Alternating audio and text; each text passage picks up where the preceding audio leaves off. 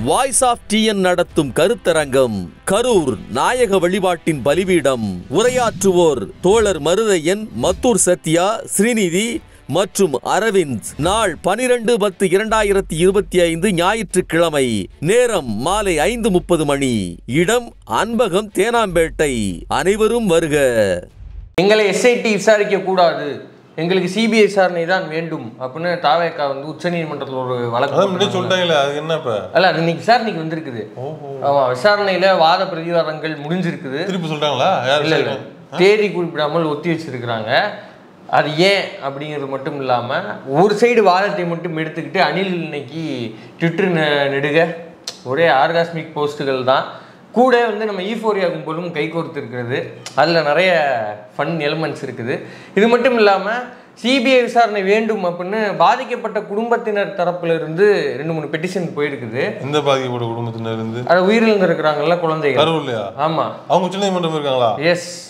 ஆனா அதுல ஒரு முக்கியமான மேட்டர் இருக்கு. உச்சநீதிமன்றம் போறதுக்கு வக்கீல் பீஸே 10-15 லட்சம் ரூபாய். ஆமா ஆமா ஆமா, இதெல்லாம் மேட்ரு. அது இன்னொரு மேட்டர் இருக்குது. அப்படி பாதிக்கப்பட்ட குடும்பத்தினர் சார்பாக வாதாடிய வழக்கறிஞர் உச்சநீதிமன்ற நீதிபதியை ஏமாற்றி இருக்கிறார். நீதிபதியை ஊதி அடிச்சிருக்காப்லையா? எஸ், ஒரு அப்பட்டமான ஒரு பொய்யை வாதமாக வைத்திருக்கிறார். அதை நம்ம கண்டுபிடிச்சிட்டோம். அது என்ன அப்படிங்கிற முழு தொகுப்பு தான் இந்த வீடியோ. ஓஹோ.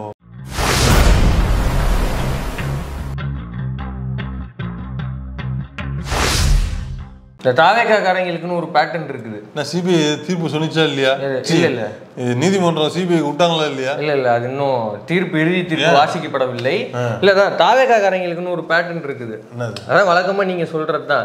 இவங்க எதையுமே அவங்க வாயால சொல்ல மாட்டாங்க. ஒவ்வொன்றையும் மண்டையில கொட்டி கொட்டி சொல்லு, இதை சொல்லு. ஒரு வாரம் கிளாஸ் எடுக்கணும் அவங்களுக்கு. அவங்களே அடுத்த வாரம் அப்படியே வந்துருவாங்க. வீடியோ வெளியிடுறாங்கன்னா கரெக்டா ஒரு 4-5 நாள் வீடியோ வெளியிடுவாங்க. வீடியோ போய் பாடுறா அப்படின்னு அடுத்த ஒரு 10 வாரம் இதே வேலையா தான் தெரியுவாங்க. சொல்ல சொல்லதான் செஞ்சுக்கிட்டு இருக்காங்க. ஏன்னா நம்ம ஏற்கனவே கேட்டோம், பிஜேபி ஆர்எஸ் பேச மாட்டியா அப்படின்னா ஒரு 3 மாசம் கழிச்சு பேசுறது. அந்த வரிசையில வேலையா தான் வச்சிருக்காங்க. ஆமா, இப்ப அந்த வரிசையில வந்து ஏண்டா கான்ஸ்பிரசி தியரியை பூரா ஆன்லைன்ல எழுதிட்டு இருக்கீங்களே, இதை போய் நீதிமன்றத்தில் சொல்ல வேண்டியதானே அப்படின்னு நம்ம கேட்டோம் இல்லையா? அதுதான் சதி கோட்பாடுகள். செந்தில் பாலாஜி தான் செஞ்சாரு. திமுக காரங்க உள்ள ஸ்ப்ரே அடிச்சது, ஸ்ப்ரே அடிச்சாங்க, குத்துனது, பிக் பாக்கெட் ஸ்நாச்சிங், அது சொன்னாங்களா? இதெல்லாம் போய் கோர்ட்ல சொல்லி நம்ம சொல்லியிருந்தோம்ல. நேரடியாக சொன்னா காரி மூஞ்சில் துப்பிடுவாங்கன்ட்டு பாதிக்கப்பட்ட குடும்பத்தினர் இல்ல வந்து இந்த தரப்புக்கு சிபிஐ விசாரணை வேண்டும் அப்படின்னு வெளியில இருந்து கோரிக்கை வர்றது போல வேற தரப்பை வந்து பேச வச்சிருக்காங்க. இந்த கான்ஸ்பிரசி தியரிகள் எல்லாத்தையும் அப்பயும் தான் கழித்து போவாங்க. அதனாலதான் வந்து தமிழ்நாடு அரசு என்ன சொல்லியிருக்கு அப்படின்னா, இவங்க சொல்லியிருக்கிறாங்கல்ல சில குற்றச்சாட்டுகள், இதை நாங்க வந்து ஆதாரபூர்வமாக டேட்டாவோட இதுக்கு நாங்க மறுப்பு சொல்ல போறோம்.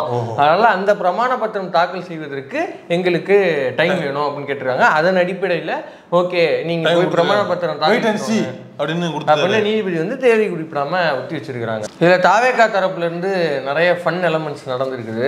முதல்ல என்ன அப்படின்னா, போன முறை வந்து உயர்நீதிமன்ற நீதிபதி வந்து விமர்சிச்சிருந்தார் இல்லையா, இவங்க வந்து தாவேக்கா வந்து ஒரு கட்சியா, இப்படியா பொறுப்பு இல்லாம நடந்துக்குவாங்க அண்ணாமலை கேட்டிருந்தாரு. நம்ம கேட்டதை விட மோசமா கேட்டிருந்தாரு.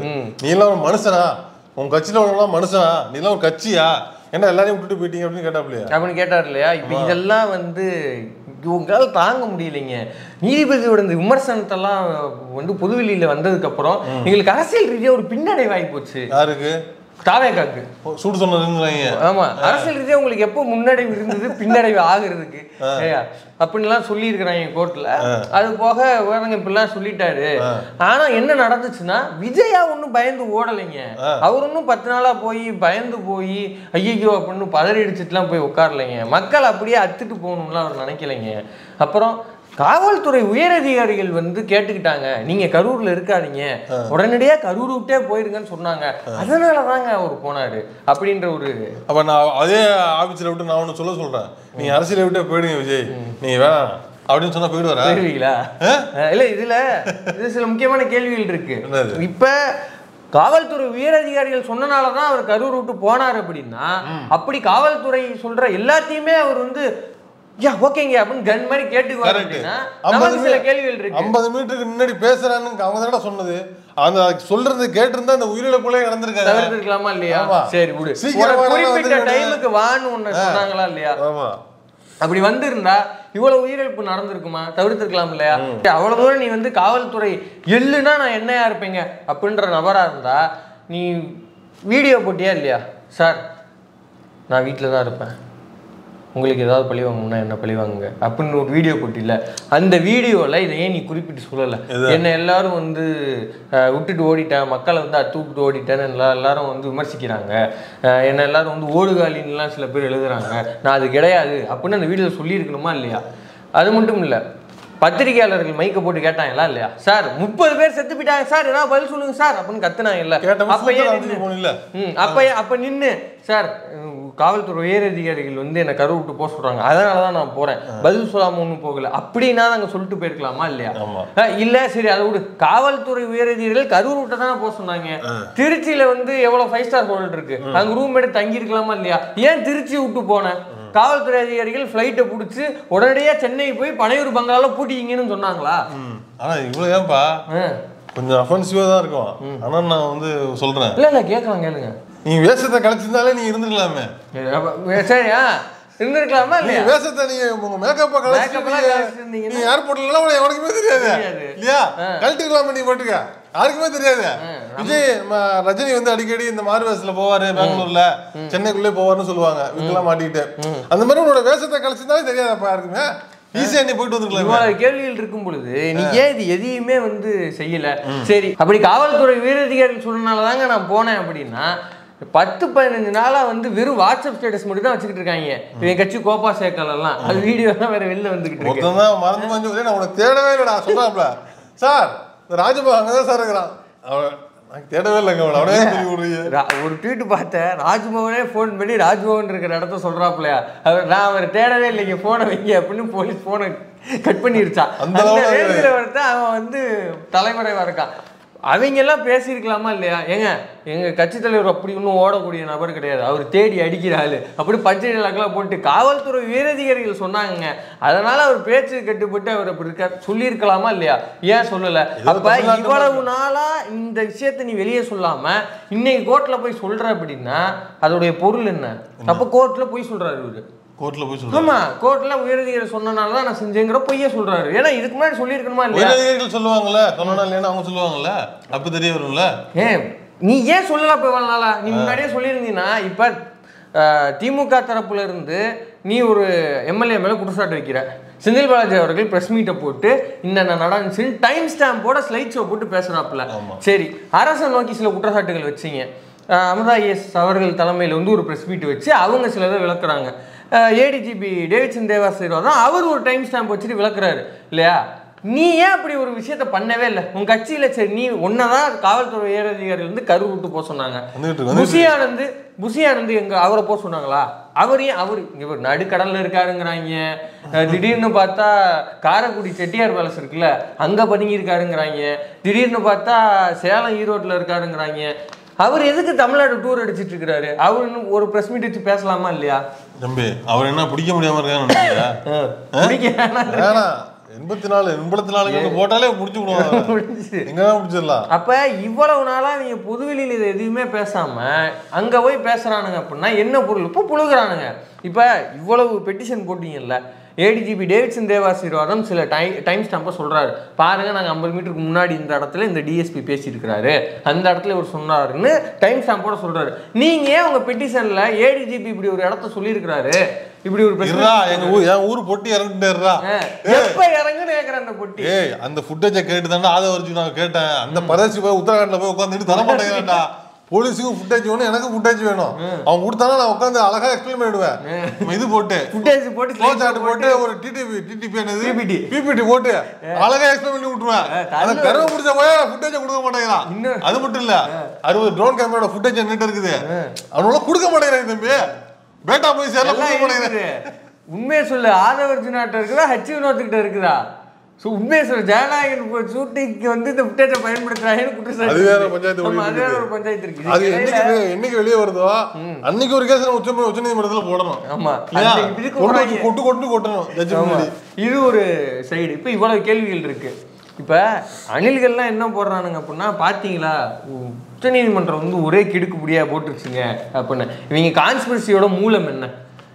நீ சதி கோட்பாடு எங்க இருந்து ஆரம்பிச்சாங்க? எப்படி நைட்டோட நைட்டா நீ போஸ்ட்மார்ட்டம் பண்ண, எதுக்காக பண்ண, இதுதான் அவங்க கேட்ட கேள்வி. இதே கேள்வியை தாவேகா தரப்புல இருந்து ஜட்ஜு முன்னாடி வச்சிருக்காங்க. ஐயா பாருங்க, நைட்டோட நைட்டா போஸ்ட்மார்ட்டம் பண்ணியிருக்காங்க, இது எப்படி சரியா இருக்கும் அப்படின்னு. இதுக்கு வந்து ஜட்ஜு வந்து எது தரப்பு கேள்வி முடிச்சுட்டு கொண்டு வந்திருக்கேன் அப்படின்றாரா? அவர் என்ன சொல்லியிருக்கிறாருன்னா, எப்படி இந்த போஸ்ட்மார்ட்டம் நடந்துச்சு அப்படின்னு அரசு தரப்புட்ட கேட்டிருக்காங்க. அவங்க தெளிவாக எத்தனை மருத்துவர்கள் வந்து ஈடுபட்டாங்க, எப்படி அவ்வளோ மருத்துவர்களும் அங்கே வந்தாங்க அப்படிங்கிறத க்ளீனாக எக்ஸ்பிளைன் பண்ணாங்க. எக்ஸ்பிளைன் பண்ணோன்னா அதையும் ரெக்கார்ட் பண்ணிவிட்டு தாவேகா தரப்பை நோக்கி ஜட்ஜே சொல்கிறாரு, அதெல்லாம் வந்து சிறப்பு அரசாணை இருந்ததுன்னா நைட்டுலாம் போஸ்ட்மார்ட்டம் பண்ணலாம், அப்படிலாம் ஒரு லா வந்து தற்கூரி அப்படின்னு மண்டையிலே. ஆமாம், இதை வந்து எதிர்த்தரப்புட்ட கூட கேட்கல ஜட்ஜே, இதெல்லாம் ஒரு பாயிண்டாடா அப்படின்னு தூக்கி கூட மீச்சிருக்கிறாரு. ஆக்சுவலாக சவுக்கடி விழுந்திருக்கு அப்படின்னா அது உங்களுக்கு தான் விழுந்திருக்குது, திமுகக்கு இல்லை. அது மட்டும் இல்லாமல் எப்படி வந்து அவ்வளோ தூரம் வந்து மருத்துவர்கள்லாம் வந்தாங்க, கரூரில் எப்படி அவ்வளோ மருத்துவர்கள் வந்து அவைலபிளாக இருந்தாங்க போன்ற கிடுக்குப்பிடி கேள்வி எல்லாம் கேட்டிருக்காங்க. அதுக்கு ஏற்கனவே பல தடவை வந்து பதில் சொல்லியாச்சு. இப்போ பக்கத்தில் வந்து அங்கே மாநாடு நடந்துகிட்டு இருந்தது, அங்கேருந்து மருத்துவர்கள் எல்லாத்தையும் இங்கே எங்கே ஒரு எமர்ஜென்சின்னு சொல்லி கூப்பிட்டு வந்திருக்கிறோம். இது மட்டும் கிடையாது, போஸ்ட்மார்ட்டத்துக்கு வந்து ஆட்சியருடைய கலெக்டருடைய சிறப்பு அனுமதியோட பக்கத்து மாவட்டத்திலிருந்து மருத்துவர்கள் 220 பேரை வச்சு தான் நைட்டோட நைட்டாக போஸ்ட்மார்ட்டம் வந்து நடத்தியிருக்கிறோம் அப்படிங்கலாம் சொல்லியிருக்காங்க. இப்போ இது யாருக்கு சவுக்கடி யாருக்கு செருப்படி அப்படிங்கிறது வந்து ஒரு வெறி குட்டு வாங்கலான்னு பார்க்குறாங்க. ரொம்ப முயற்சிக்கிறாங்க, ஒன்றுமே பண்ண முடியல. பொது சமூகத்துக்கிட்டையும் அந்த ஜட்ஜ் ஆகிட்டையும் ஒரு எப்படியாவது வெறி குட்டு வாங்கிடலாம். ஏன்னா நம்ம கொண்டு போற கேஸெல்லாம் வந்து குத்து அனுப்பி விடுறாங்க, ஒன்னும் ஜெயிக்க முடியல, வார 10 லட்சம் ரூபாய் ஃபைனை போட்டு அனுப்புறாங்க. இந்த கேஸ்ல ஜெயிப்புன்னு பார்த்தா அது இப்படி விழுந்திருக்கு. இது மட்டும் கிடையாது, இப்போ உயர்நீதிமன்ற நீதிபதி வந்து இப்படிலாம் விமர்சிச்சிருக்கிறாரு. அதில் பாருங்க, ஆப்போசிட்டாக வந்து எங்களை வந்து ஒரு தரப்பாகவே அவர் சேர்க்கலை, அப்படி இல்லாத போது வந்து எங்களை எப்படி அவர் விமர்சிக்கலாம், இது எப்படி இல்லாத சபையில் எப்படி எங்களை பற்றி பேசலாம் அப்படின்றத போல கேட்டிருக்கிறாங்க. இதுக்கு மருதையன் தோழர் வந்து ஒரு பதில் சொல்லியிருக்கிறாரு, அது பயங்கர வைரலாக போயிட்டு இருக்குது, அது நீங்களே பாருங்க. அந்த வழக்கு எஸ்ஓபி கேட்டு போட்ட பெட்டிஷன் மட்டும்தான் என்பது உண்மைக்கு புறம்பானது. 4 பெட்டிஷன் இருக்குதுங்க. ஒரு பெட்டிஷன் வந்து தமிழ்நாடு கவர்மெண்ட் தாவேகா தலைவர் விஜயை காப்பாற்றுகிறது, அவரை ஏன் எஃப்ஐஆர்ல சேர்க்கல, இது வந்து ஒரு பெட்டிஷன். அடுத்தது வந்து இந்த தாவேகாவினுடைய இந்த ரோடு ஷோ கூட்டங்கள் இருக்கு இல்லையா, இதுக்கு தடை விதிக்கணும் அப்படின்றது அடுத்தது. வந்து ஆதவர்ஜுனா ஒரு ட்வீட் போட்டார்ல, புரட்சி பண்ணணும்னு சொல்லி, அது தொடர்பா ஏன் நடவடிக்கை எடுக்கல, வழக்கு பதிவு செய்யல அப்படின்றது இருக்கு இல்லையா, போலீஸ் வந்து அதுல மெத்தனமா இருக்கு, அது அடுத்தது. அதுக்கப்புறம் தான் ஏபி. சரியா? இப்ப புரியுதா? அன்னைக்கு மொத்தம் இது இல்லாம 3 பெட்டிஷன் வந்திருக்கு, 4 கேஸ் எடுத்திருக்கு. ஆமா, 3-4 கேஸ் வந்திருக்கு. அதுல ஒண்ணு என்ன அப்படின்னா, தமிழ்நாடு அரசு விஜயை காப்பாற்றுகிறதா, எப்படி தமிழ்நாடு அரசு விஜயை காப்பாற்றுகிறதா, ஏன் அவர் மேல வந்து வழக்கு பதிவு பண்ணல, அவரை மட்டும் எப்படி எக்ஸ்க்ளூட் பண்ணீங்கன்னு ஒரு தரப்பு பெட்டிஷன் போட்டிருக்காங்க. இது மட்டும் இல்லாம தாவேகாவினுடைய இந்த மினி பஸ் பயணம் இருக்குல்ல, இந்த யமவாகன பயணம் இருக்குல்ல, இதை வந்து தடுத்து நிறுத்தணும், இதுக்கு வந்து தடை விதிக்கணும் அப்படின்னு கூறி ஒரு பெட்டிஷன். அது மட்டும் இல்லாம ஆதவர்ஜுனா ஒரு ட்வீட் போட்டார்ல, ஜென்சி புரட்சி வேண்டும் அப்படின்னு, அதன் மீது ஏன் எந்தவித சட்ட நடவடிக்கையும் எடுக்கல அப்படிங்கிறது கேட்டு அது ஒரு பெட்டிஷன். இதெல்லாம் கடந்து தான் நம்ம ஆதவ் ப்ரோ, சிடிஆர் நிர்மல், புஷியானந்த் இவங்கெல்லாம் போட்ட ஏபி முன்ஜாமீன், இதெல்லாம் அதுக்கப்புறம் தான் வருது. இப்போ இத்தனை பெட்டிஷன் இருக்கும் பொழுது அவர் இதை கருத்து சொல்ல முடியல. அதையும் தாண்டி இவ்வளவு பெரிய சம்பவம் நடந்திருக்குது, ஒரு ஜட்ஜு அவருக்கு ஒரு பொறுப்பு இருக்குது, அவருக்கு கடுமையா பேசதான் செய்வாரு.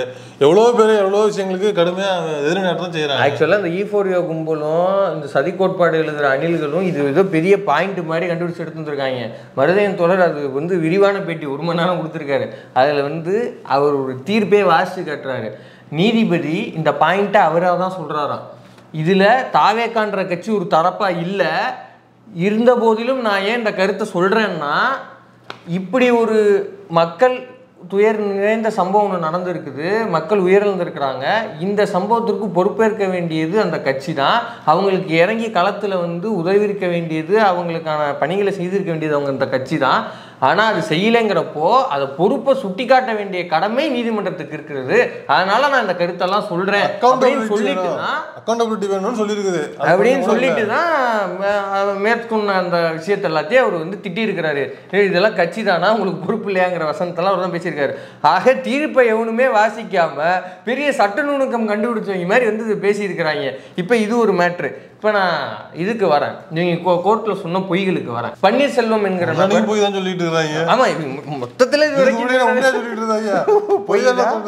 ஆமா. இப்போ இந்த மேட்ருக்கு வரேன். இது வந்து ரொம்ப சுவாரஸ்யமான பொய். அவர் என்ன சொல்றாருன்னா, என் பையனை வந்து இந்த மாதிரி இந்த கூட்டத்தில் இழந்துட்டேன், இதை வந்து காப்பாற்றிருக்க வேண்டியது, பாதுகாப்பு கொடுத்துருக்க வேண்டியது வந்து தமிழ்நாடு அரசு காவல்துறையோட கடமை. இப்படி இருக்கிற சூழல்ல இதை எஸ்ஐடி விசாரிக்கிறது எனக்கு வந்து ஒப்பல. ஆமா, இது சிபிஐ தான் விசாரிக்கணும் அப்படின்னு சொல்லி தான் அந்த மனுவை போடுறாரு. இதுல பெரிய கேள்வி கூத்தணும்னா, எனக்கு என் பையனை வந்து நான் இழந்துட்டேன், அதனாலதான் இந்த மனுவை போடுறேன்னு சொல்ற அந்த பாசம் மிகுந்த தந்தைக்கு இறந்து போன தன்னுடைய பாசம் மிகுந்த மகனுடைய வயதே சரியா தெரியல, வயசையே தப்பாதான் பிடிஷன்ல போட்டிருக்கிறாரு. ஒண்ணு. பாயிண்ட் நம்பர் 2, அவர் இன்னொரு விஷயத்த முன்வைக்கிறாரு, அதை கேட்டுருங்க நீங்களே. சார், தமிழக அரசு நெஞ்சில் ஈரம் இல்லாமல் நடந்து கொள்வதாகவும் 29ஆம் தேதி அவருடைய மகன் இறக்கிறார், அதற்கு அடுத்த நாளில் அவருடைய இறுதி சடங்கினை தந்தை செய்கிறார், அந்த சோகத்திலிருந்து மீள்வதற்கு முன்னதாக அவர் வழக்குக்கு செல்ல வேண்டும், அவர் நீதிமன்றத்தை நாட வேண்டும் என்று தமிழ்நாடு அரசு எதிர்பார்ப்பதெல்லாம் நியாயமற்றது என உயிரிழந்த சிறுவனுடைய தந்தை தரப்பிலிருந்து ஒரு விளக்கங்களும் எடுத்து வைக்கப்பட்டிருந்தது. கேட்டீங்களா என்ன சொல்றாரு? 29ஆம் தேதி அவர் பையனுடைய இறுதி சடங்கு தந்தைங்கிற முறையில் அவர் செய்யறாரு.